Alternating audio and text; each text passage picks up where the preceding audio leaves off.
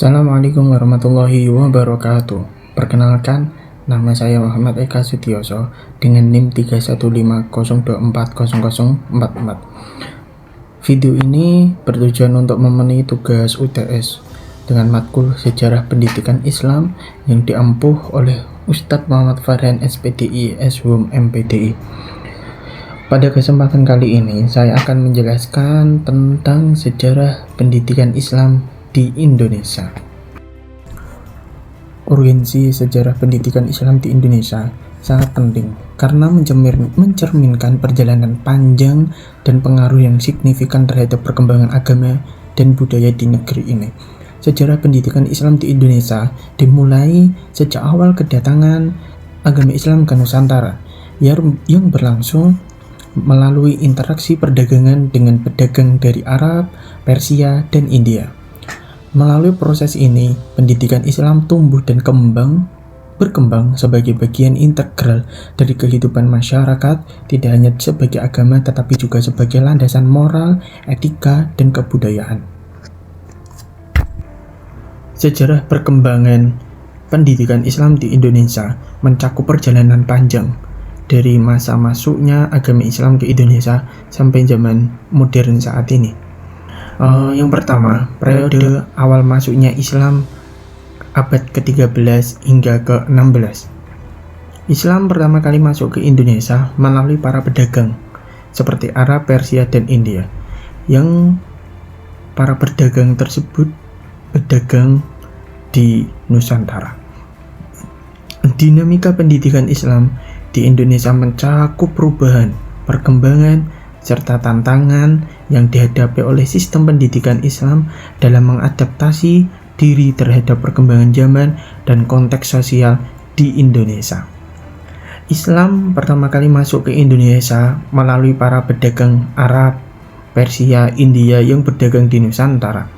Proses ini dimulai sekitar pada abad 7 dan mencapai puncaknya pada abad ke-13. Para pedagang ini tidak hanya membawa barang dagangannya seperti rempah-rempah, kain, dan perhiasan, tetapi juga penyebaran ajaran agama Islam yang dilakukan di Nusantara ini. Interaksi antara pedagang muslim dengan penduduk setempat seringkali terjadi di pelabuhan-pelabuhan seperti di Aceh, Sumatera, dan Pulau Jawa. Melalui kontak-kontak perdagangan ini, penduduk lokal mulai tertarik dan menerima ajaran Islam. Para pedagang muslim seringkali mendirikan masjid-masjid serta madrasah sebagai pusat kegiatan agama dan pendidikan di tempat-tempat mereka berdagang. Masjid dan madrasah ini menjadi pusat dakwah di mana penduduk setempat bisa belajar tentang Islam dan mendapat bimbingan spiritual.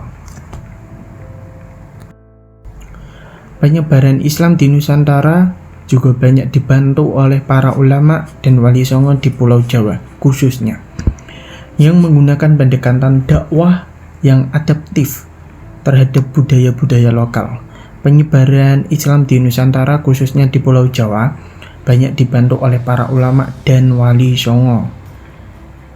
Wali songo yang berarti 9 wali dari ujung Pulau Jawa Timur sampai ujung barat Pulau Jawa. Wali songo yang berarti wali 9 adalah sekelompok ulama yang dikenal karena peran mereka yang signifikan dalam penyebaran Islam di Jawa pada abad ke-15 dan ke-16. Mereka menggunakan pendekatan dakwah yang adaptif terhadap budaya-budaya lokal, sehingga Islam dapat diterima dengan baik oleh masyarakat Jawa. Metode dakwah yang mereka gunakan tidak memaksa perubahan mendadak, melainkan mengintegrasikan ajaran Islam dengan tradisi dan kearifan lokal yang sudah ada. Para wali songo sangat memahami pentingnya budaya dalam kehidupan masyarakat Jawa. Mereka menggunakan berbagai media seni dan budaya yang sudah akrab dengan masyarakat untuk menyampaikan pesan-pesan agama Islam. Salah satunya contoh adalah penggunaan wayang kulit yang telah menjadi bagian integral dari budaya Jawa. Sunan Kalijaga, salah satu wali songo yang masyhur dan terkenal. Ia terkenal menggunakan wayang kulit untuk mengajarkan nilai-nilai Islam. Beliau tidak menghilangkan elemen-elemen tradisional dalam pertunjukan wayang, melainkan menambahkan cerita-cerita Islami dan moralitas dalam alur ceritanya. Pendekatan ini membuat masyarakat lebih mudah menerima dan memahami ajaran Islam tanpa merasa asing dengan tradisi mereka.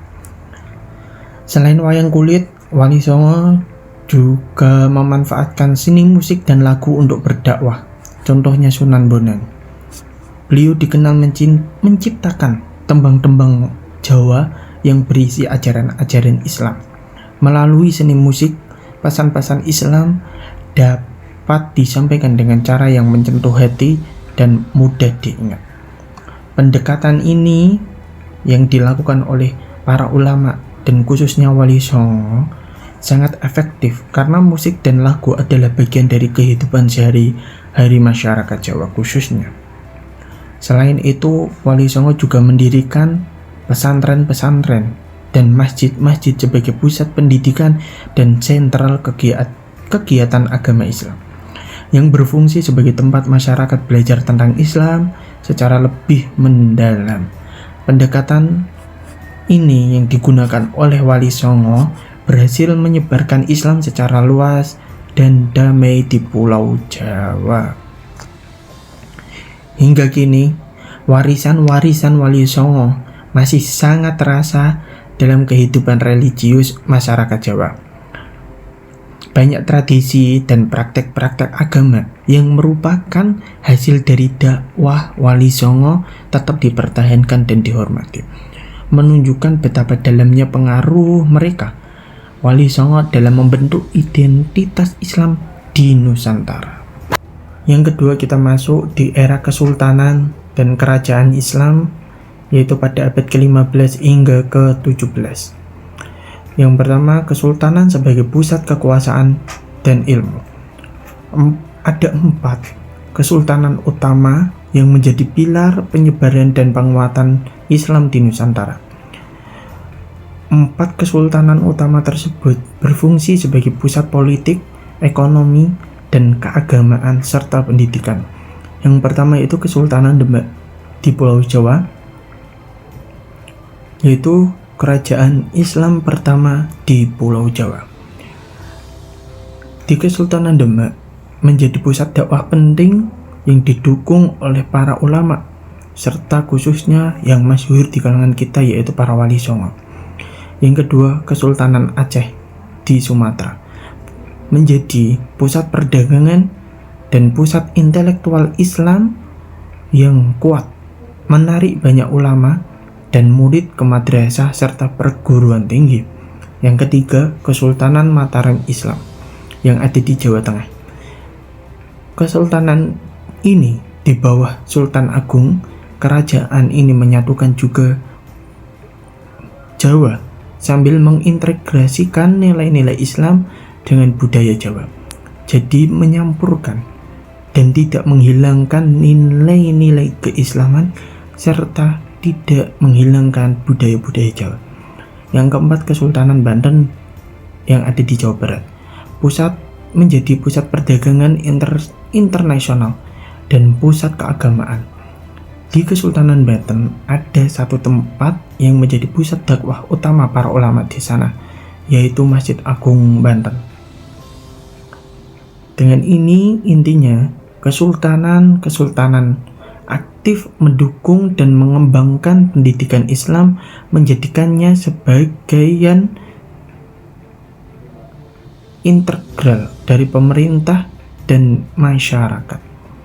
Yang kedua yaitu munculnya pondok pesantren. Seiring berdirinya kesultanan, pondok pesantren muncul juga sebagai lembaga pendidikan Islam tradisional yang utama, didukung penuh oleh para sultan-sultan yang berkuasa pada saat itu. Fungsi pondok pesantren yang pertama yaitu pusat pembelajaran utama. Pesantren dipimpin oleh seorang kiai yang menjadi guru dan pembimbing spiritual bagi para santri. Yang kedua, Fungsi dari pondok pesantren yaitu fokus pendidikan, dengan materi utamanya adalah kitab kuning, mencakup dari ilmu-ilmu agama seperti fikih, tafsir, hadis, dan tasawuf. Yang ketiga, menjadi peran vital. Pesantren adalah benteng ilmu agama yang mengajarkan tidak hanya ilmu, tetapi juga membentuk karakter dan spiritualitas santri, menjadikan lembaga ini fondasi penting penyebaran Islam. Inti dari munculnya pondok pesantren yaitu pesantren berperan sebagai pilar utama yang mempertahankan tradisi dan metode pengajaran Islam klasik, dan perannya tetap penting hingga zaman sekarang. Yang ketiga, kita masuk kepada masa kolonial Belanda, yaitu abad ke-17 hingga ke-20. Pada masa kolonial Belanda, pendidikan Islam menghadapi tantangan yang sangat berat akibat dominasi pendidikan barat yang disokong pemerintah kolonial. Meskipun demikian, lembaga pendidikan Islam menunjukkan ketahanan, adaptasi, dan perlawanan yang kuat. Yang pertama yang dilakukan oleh itu, tekanan dan dominasi pendidikan barat. Pemerintah kolonial Belanda menggunakan pendidikan barat yang sekuler sebagai alat untuk memperkokoh kekuasaan dan modernisasi, sementara pendidikan Islam waktu itu dianggap sebagai penghalang. Pada masa kolonial Belanda, pesantren sebagai benteng perlawanan. Meskipun pesantren ditekan, tapi pesantren berhasil bertahan dan menjadi benteng utama pertahanan Islam dan nasionalisme. Peran ganda dari kiai dan ulama tidak hanya menjaga keberlangsungan pengajaran kitab kuning dan tradisi keagamaan, tetapi juga membangkitkan semangat nasionalisme, patriotisme, dan perlawanan terhadap penjajah. Menjadi pusat budaya, pesantren menjadi pusat perlawanan budaya, tempat generasi muda belajar tentang agama, sejarah, nilai-nilai lokal, mengintegrasikan semangat kebangsaan dan keislaman. Selanjutnya, pada masa kolonial muncul juga madrasah-madrasah yang dibangun oleh para ulama dan kiai pada masa itu, bertujuan untuk membentuk adaptasi yang formal dalam agama Islam. Munculnya madrasah merupakan respon adaptif masyarakat muslim terhadap perkembangan zaman dan kebutuhan akan pendidikan yang lebih struktur. Selanjutnya, pada zaman kolonial Belanda, munculnya madrasah-madrasah yang dibangun oleh para masyarakat muslim serta ulama untuk membentuk adaptasi formal. Munculnya madrasah merupakan respon adaptif masyarakat muslim terhadap perkembangan zaman dan kebutuhan akan pendidikan yang lebih struktur. Struktur formal madrasah diatur sebagai institusi pendidikan formal Islam dengan kurikulum yang lebih struktur dibanding pesantren. Maksudnya, madrasah itu lebih mengikuti zaman pada waktu itu. Walaupun sekarang madrasah dan pesantren juga sudah mengikuti zamannya. Yang kedua, integrasi kurikulumnya. Kurikulum madrasah menggabungkan studi agama Islam, yaitu Al-Quran, hadis, fikih, sejarah Islam, dengan ilmu umum seperti matematika dan IPA, serta menggunakan bahasa Arab untuk studi agamanya. Selanjutnya, memperkuat identitas. Madrasah berfungsi sebagai alternatif untuk mendapatkan pendidikan agama yang sistematis, sekaligus sebagai sarana melestarikan dan memperkuat identitas keagamaan dan budaya Islam di tengah dominasi sekuler kolonial. Secara keseluruhan, masa kolonial adalah periode perjuangan di mana pendidikan Islam, baik melalui lembaga tradisional yaitu pesantren maupun lembaga formal madrasah, berhasil mempertahankan diri dan beradaptasi untuk menjamin keberlangsungan ajaran dan identitas muslim di Nusantara. Selanjutnya yaitu pendidikan Islam di era modernisasi dan integrasi, yaitu pada awal abad ke-20 sampai 1970-an. Periode ini ditandai dengan yang pertama kita masuk di era kebangkitan nasional dan kemerdekaan pada awal abad ke-20. Pada era ini di Indonesia banyak muncul organisasi-organisasi Islam yang mendukung penuh, menyerukan, serta membantu dakwah-dakwah para ulama untuk menyebarkan agama Islam. Seperti organisasi yang masyhur Muhammadiyah yang didirikan oleh Kiai Haji Ahmad Dahlan pada tahun 1912, bertujuan untuk memurnikan ajaran Islam dan memodernisasi pendidikan dengan mendirikan sekolah yang mengintegrasikan kurikulum agama dan umum. Jadi Muhammadiyah itu bertujuan untuk memurnikan, mengembalikan ajaran Islam dengan cara mendirikan banyak sekolahan di wilayah Indonesia dengan menggabungkan, mengintegrasikan kurikulum agama dan umum. Yang biasanya waktu di era sebelum ini hanya ada madrasah, dan di periode ini Muhammadiyah menggabungkan kurikulum agama dan kurikulum umum. Yang kedua, organisasi yang masyhur juga di Indonesia yaitu Nahdlatul Ulama (NU) yang didirikan oleh Kiai Haji Hasyim Asy'ari pada tahun 1926. Berfokus pada pelestarian tradisi dan budaya Islam, tetapi juga mendirikan banyak sekolah dan madrasah, menekankan pengajaran agama yang mendalam dan tradisional.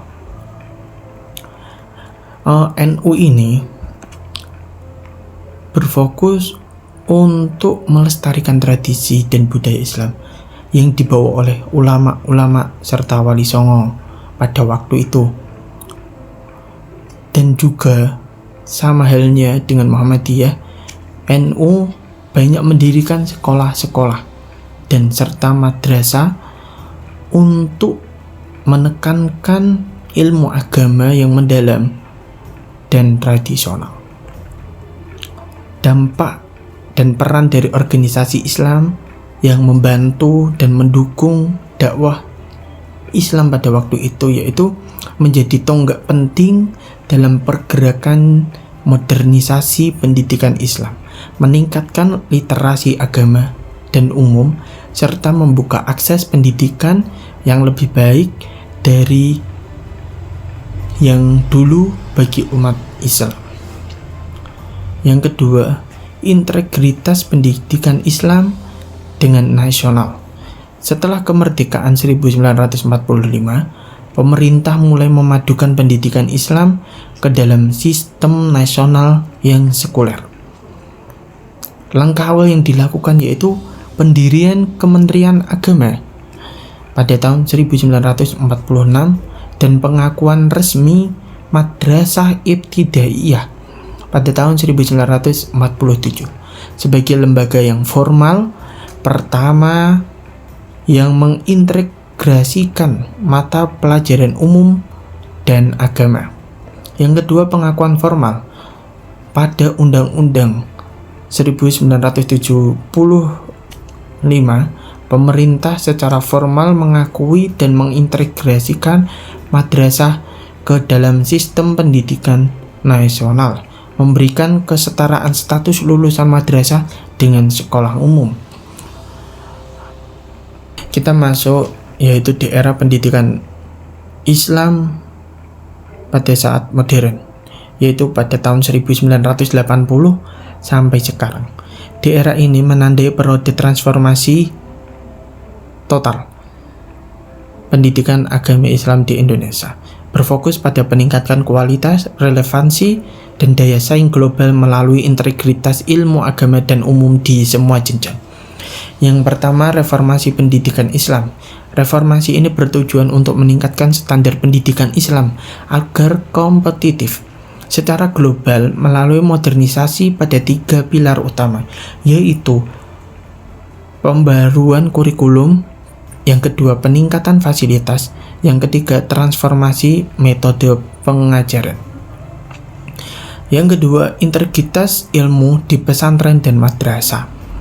Lembaga pendidikan dasar dan menengah Islam semakin berkembang dengan menggabungkan secara seimbang ilmu pengetahuan serta ilmu pengetahuan agama Islam dan mencerminkan adaptasi terhadap kebutuhan masyarakat modern saat ini. Hasil dari integritas ilmu di pesantren dan madrasah yaitu membentuk generasi muslim yang memiliki keterampilan kritis, analitis, dan sosial, menjadikannya anggota masyarakat yang produktif dan berdaya saing global. Yang ketiga, kemajuan pendidikan tinggi Islam. Pendidikan tinggi Islam mencapai kemajuan pesat dengan peningkatan kualitas dan kuantitasnya di institusi tersebut. Yang pertama contohnya, awalnya pendidikan tinggi Islam di Indonesia itu namanya IAIN dan sekarang sudah diganti menjadi UIN, Universitas Islam Negeri.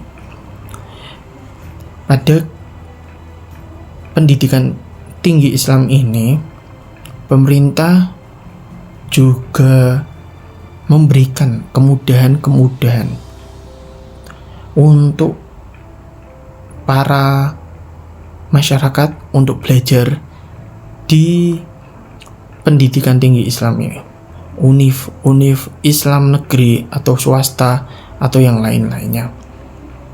Fungsi yang dilakukan oleh pemerintah saat ini yaitu menjadikan lembaga pendidikan tinggi ini tidak hanya meningkatkan akses terhadap pendidikan saja, tetapi juga berperan penting dalam mempertahankan identitas keislaman dalam konteks modern dan berkontribusi pada pembangunan sosial ekonomi nasional.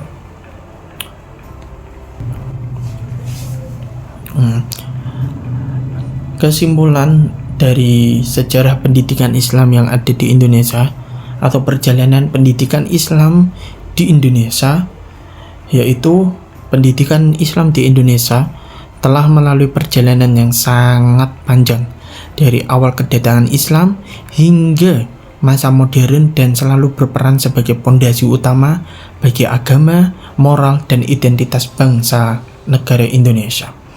Secara garis besar, sejarah ini adalah kisah tentang ketahanan dan adaptasi yang sangat luar biasa.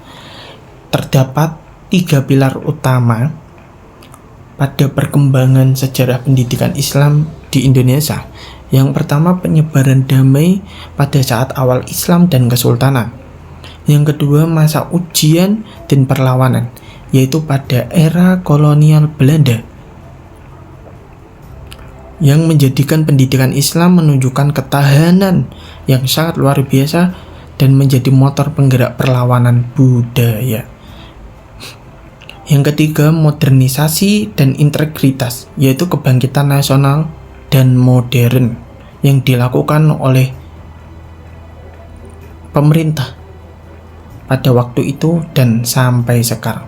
Secara keseluruhan, urgensi mempelajari sejarah ini adalah karena pendidikan Islam bukan hanya tentang agama, tetapi tentang memahami akar-akar budaya moral dan identitas bangsa Indonesia yang pluralis namun tetap bersatu.